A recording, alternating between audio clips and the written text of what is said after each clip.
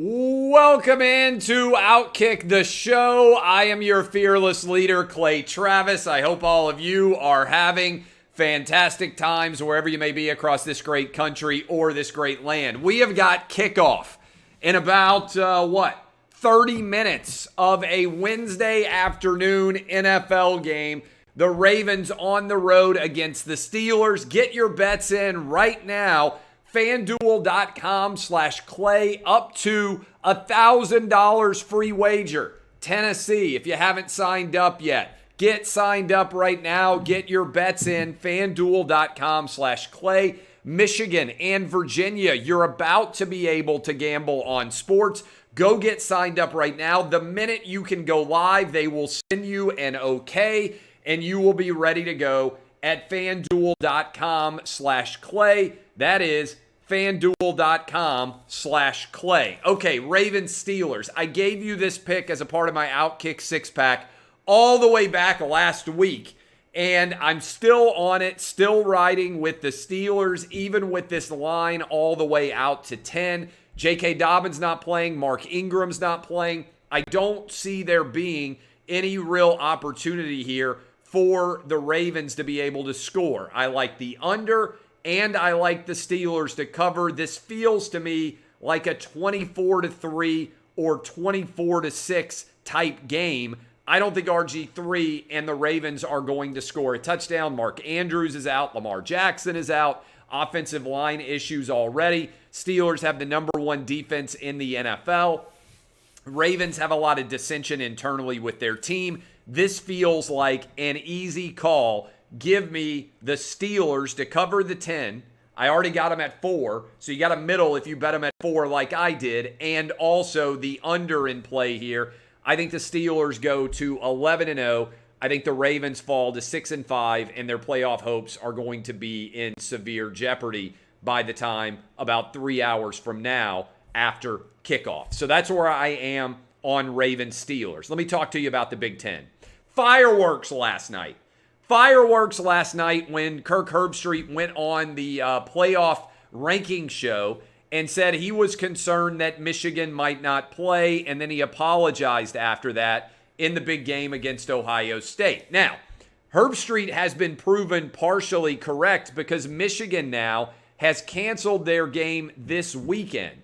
And as a result of canceling their game this weekend with COVID issues, there are legitimate concerns about whether Ohio State and Michigan are going to be able to play next week. And here is what I know to be true based on people inside of the Big Ten that I have talked to. And remember, your boy here ended up being one of the reasons why the Big Ten happened. I helped to facilitate the White House move. I helped to make college football happen. Not the kind of guy to brag or draw attention to myself, but I am one of the primary reasons why college football is happening at all this year, all right? Because there were a lot of Corona bros fighting as hard as they could to make it not happen. I helped to put together a resistance to the Corona bros, which won and got the college football season to kick off. All right, here's what I'm hearing. There are a lot of moving parts right now. There is, inside the Big Ten office, an attempt in the event that Michigan is not able to play Ohio State next week to find another opponent for Ohio State so they can still be eligible for the Big Ten title game even if Michigan canceled on them. I am told that Ohio State is desperately planning to get on the field this weekend against Michigan State and that things look good there. But there's a lot of nervousness and apprehension about what might be going on with Michigan, such that there are a couple of different things going on right now in the Big Ten. One, it's important to recognize the 14 athletic directors in the Big Ten control the rules about who is eligible for the Big Ten title game. So they could, and there is discussion about this, the athletic directors could change the rule to allow teams to be able to play even if they didn't meet that minimum of games, okay? So that is one possibility. The rule could be changed. Ohio State Athletic Director Gene Smith is working like crazy to try to make that happen It's unclear whether he has enough votes among athletic directors to get the rule changed right now. That's a big news story out there that they're working on and that is going on as we speak in the Big Ten.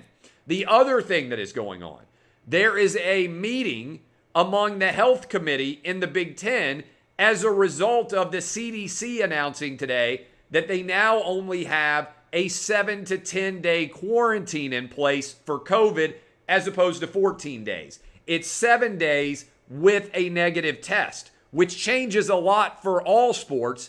And the question is, can the Big Ten, which has a 21-day quarantine for athletes, adjust their policies that would allow more games to take place? And if they adjust their policies, how quickly can they get it done to allow these games to be played? Kirk Herbstreit was correct. So that's what's going on in the Big Ten right now. Kirk Herbstreit was correct. Many coaches out there are discussing openly the fact that because you don't have to give all of the data on your COVID cases, that some schools are using COVID positives as an excuse not to play and for the associated contact tracing, even though under the rule they would be allowed to play. And this is where the lack of transparency is creating a major issue in the Big Ten, in the Pac-12, in college football in general. Now, Herbstreit apologized for saying he thought that Michigan might end up waving the white flag, but actually he was just a day ahead of the news cycle because he knew that Michigan had positive cases inside of their athletic department and that they weren't going to be playing against Maryland this weekend. And he was already looking ahead to whether they might also avoid playing against Ohio State and in the process, due to Big Ten rules, not play and keep Ohio State from being able to play in the conference championship game. Now, I've also been told there are conversations about potentially Ohio State and Wisconsin playing on December 19th in a sort of shadow Big Ten title game instead of being in the Big Ten title game itself. The two schools that were kept out for failure to play enough games could potentially play against each other on the 19th when theoretically Northwestern and Indiana might be playing their own championship game.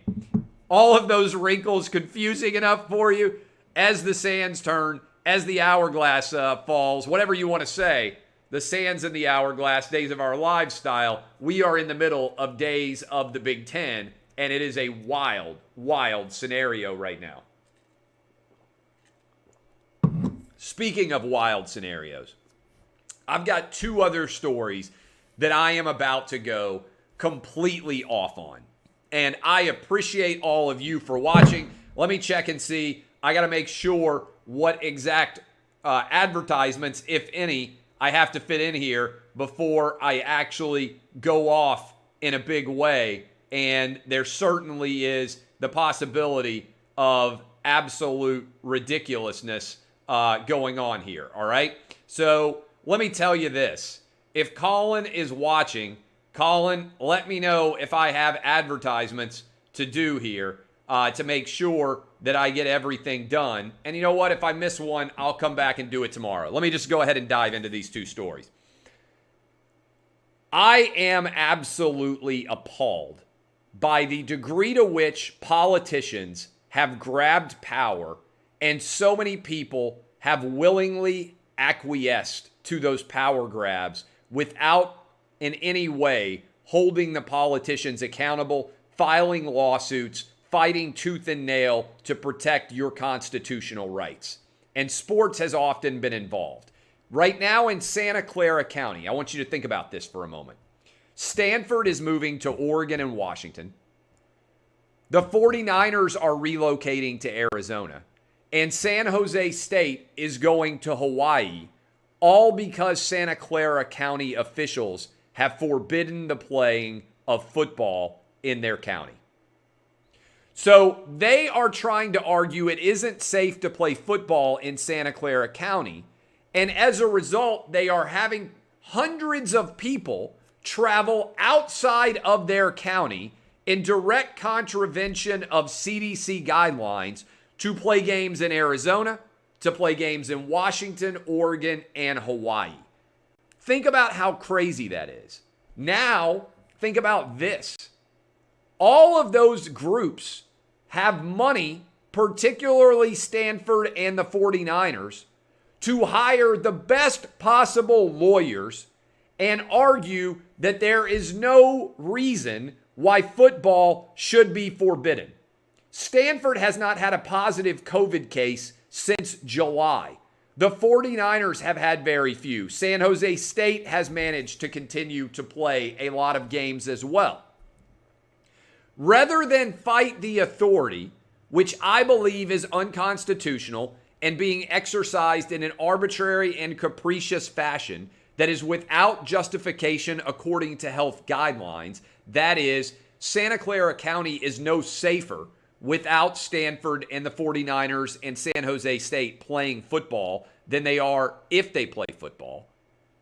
Rather than fight these politicians and hold them accountable for their unconscionable power grabs, all three of those teams are leaving the state of California and playing their games in Hawaii, Oregon, Washington, and Arizona.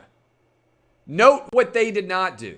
They didn't relocate to another part of Arizona because they believe that inside of Arizona and inside of Oregon and Washington and Hawaii, they're safer than if they go somewhere else because the politicians in California have so lost their minds that they're all power hungry and they're all exercising authority that they don't actually have. That is when powerful entities need to stand up to the government the most. The average guy or girl running a small business can't pick up their restaurant and relocate it to a different state.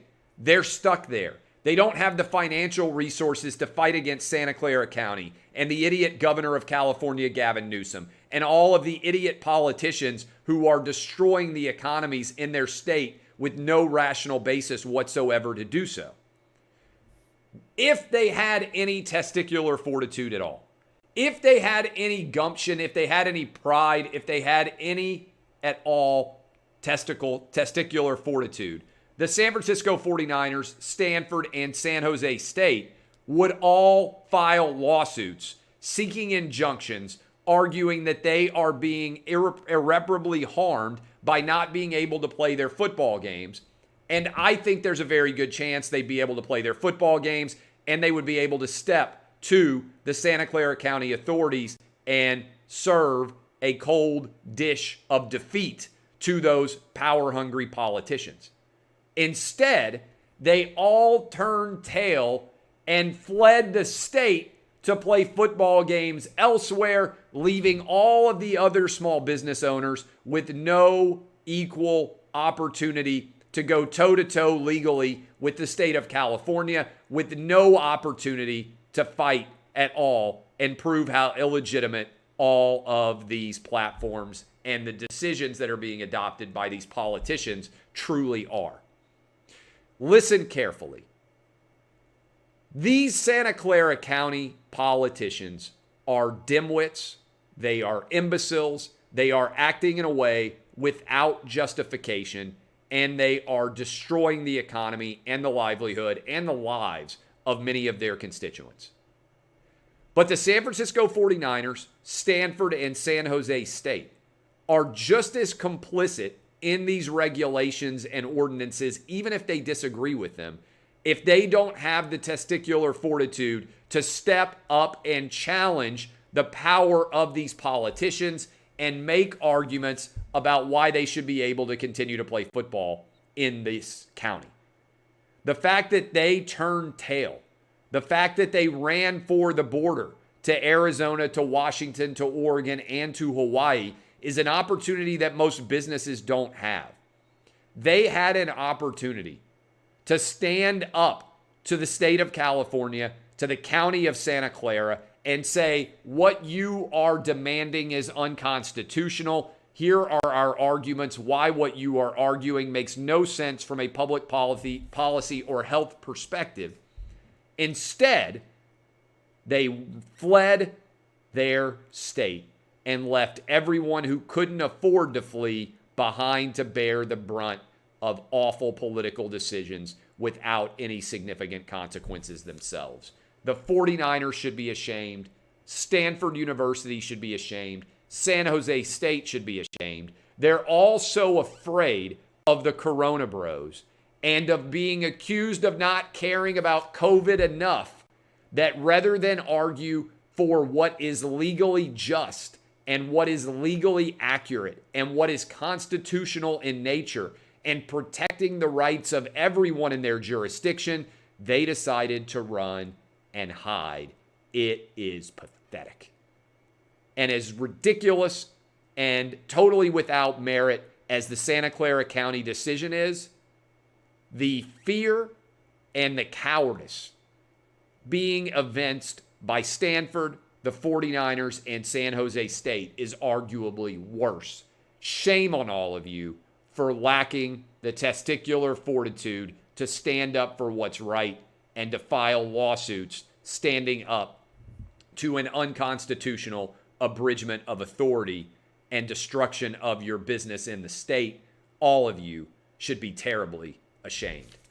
Speaking of being terribly ashamed, the absurdity afoot at Vanderbilt over a kicker continues to baffle my mind. Every time I see one of these stories, I don't even know what to think. Vanderbilt senior student athlete Sarah Fuller was named this week's nominee for the Capital One Orange Bowl FWAA Courage Award. They gave her the Courage Award for a crappy kickoff to start the second half. This is and continues to be absolutely ridiculous. We're living in an upside down world, and I don't even know what's going on when people are getting awards for literally the worst kick to open the second half that happened anywhere in college football. And what's starting to happen is there is a player revolt that is in the midst of occurring at Vanderbilt because all of them know that this is a sham, that this was a stunt, that this was designed to appeal to the stupid blue checkmark woke brigade on Twitter and all of their allies, and that there was no reason whatsoever for Sarah Fuller to actually kick. First of all, you had a punter who punted 7 times in the game, averaging 43 yards a punt. He could have easily kicked off to start the second half. Secondly, the kicker at Vanderbilt, who played there for several years, is still on campus. He's in med school. He's trying to clear the quarantine now. He could have easily done so to kick for Vanderbilt on Saturday if they had sought him out to do so. This is and was a sham. It's a stunt. It's an embarrassment to Vanderbilt, and it's embarrassment to anybody with a functional brain who hasn't been able to see through it. This is a total mockery of football. The fact that this girl got up and lectured everybody at halftime is one of the reasons why players are considering not playing in conjunction with Derek Mason being fired and the way this entire season has gone off the rails. Vanderbilt should be ashamed of itself. And all of the journalists out there carrying water for this ridiculous sham and treating it as if it's anything other than a stunt. All the Corona Bros in sports media treating this like a legitimately good story should be ashamed of themselves as well. This is the height of inauthenticity. It is the height of farce that anyone is treating the worst kick in the entirety of college football to start the second half anywhere as if it is something that is worthy of praise and as if Sarah Fuller is doing something that tons of other people either on the team or easily accessible to the team, like the former kicker who is a Vanderbilt med student, could have done the job just as well. I love all of you. I appreciate all of you. I'm going to bail now because it's almost time for Ravens Steelers. I love the Steelers to cover the 10. I like the under. Go get your bets in at fanduel.com/Clay. FanDuel.com/Clay. DBAP, unless you need to SBAP. Show some testicular fortitude. Stand up for your rights. Don't run in the other direction when everybody tries to take them. Shame on you, 49ers. Shame on you, Stanford. Shame on you, San Jose State. You guys were all cowards when we needed bravery. This has been OutKick the Show. DBAP, unless you need to SBAP.